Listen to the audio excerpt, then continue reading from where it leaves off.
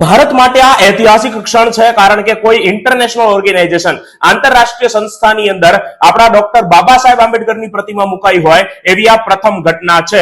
UNESCO કે જે UN નું અંગ છે અને એનું હેડક્વાર્ટર પેરિસમાં આવેલું છે, ત્યાં 26 નવેમ્બર એટલે કે ભારતના બંધારણ દિવસ નિમિત્તે બંધારણના શિલ્પી ડોક્ટર બાબા સાહેબ આંબેડકરની કાંસ્ય પ્રતિમાનું અનાવરણ કરવામાં આવ્યું છે. અને આ પ્રતિમા બનાવી છે નરેશ કુમાર કુમાવતે, જેમણે અત્યાર સુધીમાં 600 પ્રતિમા બનાવી ચૂક્યા છે ભારતની સંસ્કૃતિ ઉપર, અને એમાંથી 80 તો ભારતની બહાર વિદેશમાં ભારતીય સંસ્કૃતિનું પ્રતિનિધિત્વ કરે છે. તો આ પ્રતિમા સાથે ડોક્ટર બાબા સાહેબ આંબેડકર મહાત્મા ગાંધી બાદ પ્રથમ ભારતીય નેતા બન્યા છે જેમની પ્રતિમા આ યુનેસ્કોના પીસ ગાર્ડનની અંદર મૂકવામાં આવી છે. યુનેસ્કોમાં ભારતના રાજદૂત અને કાયમી પ્રતિનિધિ ડોક્ટર વિશાલ વી શર્મા અને યુનેસ્કોના ડાયરેક્ટર જનરલ ખાલેદ અલ એનાનીની હાજરીમાં આ પ્રતિમાનું અનાવરણ કરવામાં આવ્યું છે.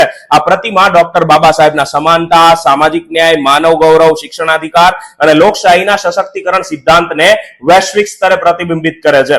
હવે આપણે યુનેસ્કો વિશે જાણીએ તો એ યુએન ની એક સંસ્થા છે જેમાં ESC એટલે એજ્યુકેશન, સાયન્સ અને કલ્ચર થાય છે. તો શિક્ષણ, વિજ્ઞાન અને સંસ્કૃતિમાં આંતરરાષ્ટ્રીય સહયોગ દ્વારા શાંતિની સ્થાપના માટે 1945 માં તેની સ્થાપના કરવામાં આવી હતી. એમાં 193 દેશો અને 11 અન્ય સહભાગીઓ છે. અને ખાસ યાદ રાખવા જેવી માહિતી એ છે કે 3 દેશો કુક આઇલેન્ડ્સ, ન્યૂ અને પેલેસ્ટાઇન એ યુનેસ્કોનો તો ભાગ છે પણ યુએન નો ભાગ નથી. અને 3 દેશો લેક્ટેન્સીન, ઇઝરાયલ અને અમેરિકા એ યુએન નો તો ભાગ છે પણ યુનેસ્કો નો નહીં. અમેરિકાએ જુલાઈ 2025 માં જ યુનેસ્કોમાંથી વિથડ્રો કર્યું છે, જે 1 ડિસેમ્બર 2026 થી અમલમાં આવશે. તો આવી રસપ્રદ માહિતી માટે મને એટલે કે એફિસર કરંટને ફોલો કરી લો. જય હિન્દ, જય ભારત.